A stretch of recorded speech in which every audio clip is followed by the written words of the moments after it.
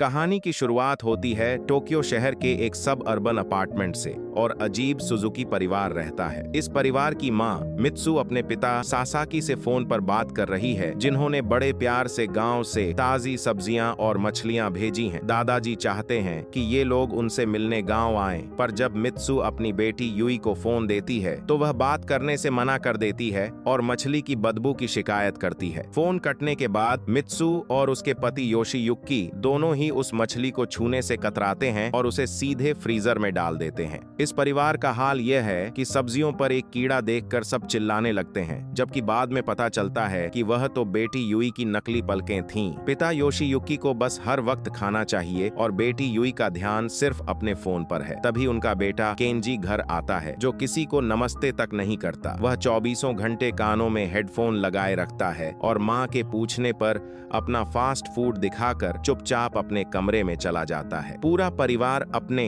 अपने कमरों में स्क्रीन से चिपका रहता है और जब माँ स्मार्टफोन के बिलों की चिंता करती है तो पिता टीवी देखने में व्यस्त रहते हैं। अगली सुबह पिता योशीयुकी की आंख देर से खुलती है क्योंकि उनकी अलार्म घड़ी 3 बजे पर ही रुक चुकी थी। मित्सु बताती है कि पूरे शहर की बिजली चली गई है। तभी बेटी युई भी उठती है और रोने लगती है क्योंकि उसके फोन की बैटरी खत्म हो चुकी है।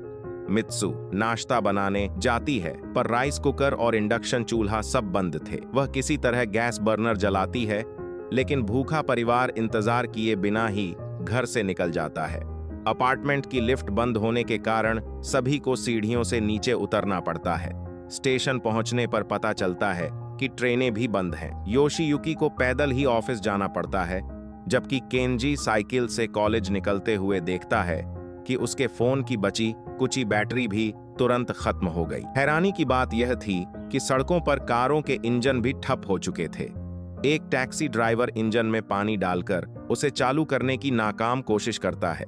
पूरे शहर में सिर्फ साइकिलें ही चल पा रही थीं। ऑफिस पहुंचकर योशीयुकी देखता है कि इलेक्ट्रिक लॉक होने के कारण कंपनी के दरवाजे बंद हैं, जिन्हें लोग शीशा तोड़कर खोलते हैं। अंदर कंप्यूटर और लाइट गायब थे, इसलिए कोई काम नहीं हो पाता। स्कूल और कॉलेज में भी टीचर और स्टूडेंट्स गायब थे क्योंकि किसी के फोन काम नहीं कर रहे थे। बाजार में खाने पीने का सामान और मोमबत्तियां खरीदने के लिए भीड़ उमड़ पड़ती है। दुकानदार क्रेडिट कार्ड लेने से मना कर देते हैं क्योंकि एटीएम भी बंद थे। हर तरफ सिर्फ कैश यानी नकद पैसों की मांग थी। योशीयुकी पैदल चलने से तंग आकर एक साइकिल खरीदने जाता है, पर मजबूरी का फायदा उठाकर दुकानदार उसकी कीमत आसमान पर पहुंचा देते हैं। घर पर यह परिवार मोमबत्ती की रोशनी में हाथ से लिखकर ऑफिस का काम करता है और टॉयलेट फ्लश करने के लिए बाथटब के पानी का इस्तेमाल करता है। पानी की किल्लत इतनी बढ़ जाती है, एक रात कमरे के अंधेरे से तंग आकर जब सब बालकनी में आते हैं तो शहर की लाइटें बंद होने की वजह से उन्हें आसमान में तारों का एक बेहद खूबसूरत नजारा दिखाई देता है। बिजली गुल हुए कई दिन बीत जाते हैं।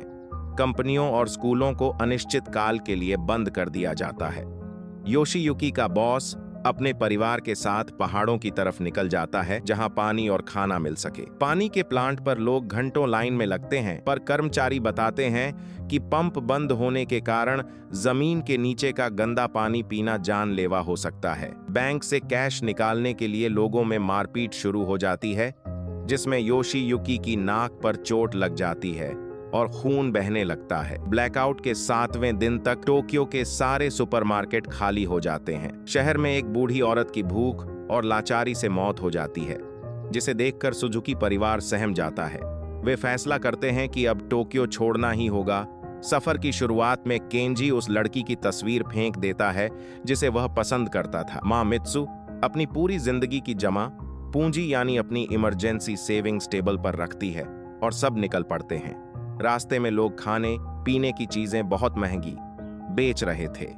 एक दुकान पर मित्सु समझदारी से मोल भाव करके कुछ सामान खरीदती है। रास्ते में वे एक आदमी को नदी से ढेर सारी मछलियां पकड़ते देखते हैं, पर बच्चे उसे घिनौना समझते हैं। आगे चलकर वे हवाई अड्डे पहुंचते हैं, पर हवाई जहाज भी ठप थे और वहां पुलिस और भूखी जनता के बीच दंगे हो रहे थे। अगले दिन बच्चे एक लाइब्रेरी से बच्चों का नक्शा चुराते हैं, जिससे पता चलता है कि साइकिल से गांव पहुंचने में 1 महीना लगेगा। रास्ते में एक चावल की दुकान पर औरत पैसों के बदले सिर्फ खाने का सामान मांग रही थी। योशीयुकी और मित्सु उसे शराब की कुछ बोतलें देकर बदले में एक साइकिल और चावल का बोरा लेते हैं।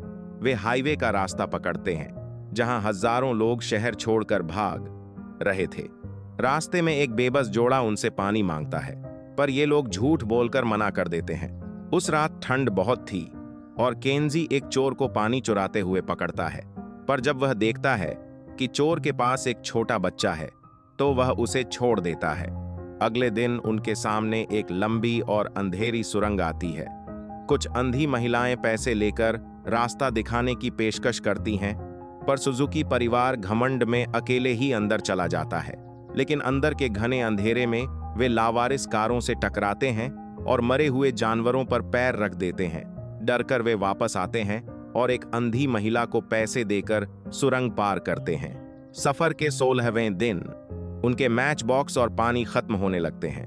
योशीयुकी प्यास के मारे सीधे नदी का गंदा पानी पी लेता है। दोपहर में एक भयानक तूफान आता है, जिससे उनके चावल और सामान बिखर जाते हैं। नदी का पानी पीने की वजह से योशीयुकी को जबरदस्त डायरिया दस्त हो जाता है और वह खेत के बीच में बैठ जाता है। मां का चश्मा टूट जाता है और साइकिल का टायर फट जाता है। बच्चे एक खाली मॉल में जाते हैं, पर वहां सिर्फ बिल्ली का खाना और बैटरी का लिक्विड मिलता है, जो कि साफ पानी होता है। केंजी अपने फोन के सिलिकॉन कवर से साइकिल का टायर ठीक करता है। तभी उनकी मुलाकात सैतो फैमिली से होती है, जो इस नई दुनिया में भी बेहद खुश थी, क्योंकि उन्हें कैंपिंग और पहाड़ों में रहने का पुराना तजुर्बा था। वे सुजुकी परिवार को खाने लायक जंगली घास और कीड़े खाना सिखाते हैं। उनका बेटा एक पुराने मैकेनिकल कैमरे से सुजुकी परिवार की एक फोटो खींचता। दोनों परिवार आगे जाकर अलग हो जाते हैं, क्योंकि सुजुकी कबीला ओसाका की तरफ मुड़ जाता है, जहां बिजली होने की अफवाह थी। लेकिन 43वें दिन ओसाका पहुंचकर पता चलता है कि वहां भी बिजली नहीं है। भूख से बेहाल होकर वे एक एक्वेरियम जाते हैं, जहां मछलियों को खाने के लिए बांटा जा रहा था, पर उनके नंबर आने तक सब खत्म हो जाता है। 67वें दिन यह परिवार पूरी तरह टूटकर खेत में गिर जाता है। तभी उन्हें एक जंगली सुअर दिखता है। सब मिलकर उसे घेरते हैं और योशीयुकी उसे मार गिराता है। तभी वहां का किसान तानका आता है और सुअर को पूरी तरह काट देता है। वह उन्हें अपने घर ले जाता, जहां उन्हें कुएं का साफ पानी और स्वादिष्ट मांस खाने को मिलता है। किसान बताता है कि बिजली जाने से उसकी इलेक्ट्रिक फेंसिंग बंद हो गई थी और सारे सुअर भाग गए थे। सुजुकी परिवार उसके सारे सुअरों को पकड़ने में मदद करता है। सिलाई और चूल्हा जलाना सीखते हैं। किसान चाहता था कि वे वहीं रहें, पर वे दादाजी के पास जाने की जिद करते हैं। विदा होते वक्त किसान उन्हें सफर के लिए ढेर सारा मीट देता है। आगे रास्ते में एक बड़ी नदी आती है, जिसका पुल टूटा हुआ था। वे लकड़ी का एक तैरने वाला तख्ता राफ्ट बनाते हैं। योशीयुकी और केंजी पहले औरतों को पार कराते हैं, और जब वे साइकिलें लेने वापस आते हैं तो अचानक तेज बारिश शुरू हो जाती है। वजन के कारण तख्ता टूट जाता है। केंजी तैरकर बच जाता है, पर योशीयुकी साइकिलों के चक्कर में नदी के तेज बहाव में बह जाता है। पूरा परिवार सदमे में डूब जाता है। 94वें दिन मां और बच्चे रेलवे ट्रैक के सहारे आगे बढ़ रहे थे। तभी कुछ जंगली कुत्ते उन पर हमला कर देते हैं। मां का पैर टूट जाता है और कुत्ते उनका सारा खाना खा जाते हैं। जब कुत्ते उन्हें काटने वाले होते हैं, तभी पटरी पर एक पुरानी कोयले से चलने वाली स्टीम ट्रेन आ जाती है, जिससे कुत्ते भाग जाते हैं। यह ट्रेन बिना बिजली के चलती थी। मां और बच्चों को ट्रेन में बिठाया जाता है। उधर नदी के किनारे पिता योशीयुकी होश में आते हैं। वह बेहद कमजोर थे और एक ट्रैक्टर के सहारे गिर जाते हैं। तभी उन्हें वही ट्रेन गुजरती हुई दिखती है। वह चिल्ला नहीं पाते, पर उनकी जेब में रखी फ्लेयर गन काम कर जाती है। ट्रेन की खिड़की से मां मित्सु उन्हें देख लेती है और ट्रेन रुकवाकर पूरा परिवार रोते हुए आपस में मिल जाता है। 108वें दिन वे आखिरकार दादाजी के गांव पहुंच जाते हैं, जहां दादाजी उन्हें देखकर अपनी आंखों पर यकीन नहीं कर पाते। 2.5 साल बाद सुजुकी परिवार गांव की सादगी भरी जिंदगी में पूरी तरह ढल चुका था। तभी एक सुबह कत्ता करला एक पुरानी अलार्म घड़ी बज उठती है और गांव के लाउडस्पीकर चालू हो जाते हैं। पूरे 2.5 साल बाद देश की बिजली वापस आ चुकी थी। जब वे वापस टोक्यो आते हैं तो टीवी पर वैज्ञानिक कई तरह के दावे करते हैं, जैसे सूरज का तूफान या साइबर हमला। लेकिन अब सुजुकी परिवार बदल चुका था। अब पिता अब कार के बजाय साइकिल से ऑफिस जाते हैं और बच्चे फोन छोड़कर एक दूसरे के साथ वक्त बिताते हैं। तभी डाकिया उन्हें एक खत देता है जिसमें सैतो परिवार के बेटे द्वारा खींची गई उनकी वही पुरानी धुंधली तस्वीर होती है, जिसे देखकर पूरा परिवार मुस्कुरा उठता है। यहाँ होती है मूवी की एंडिंग। अगर आपको यह वीडियो पसंद आई हो तो चैनल को लाइक और सब्सक्राइब जरूर करें।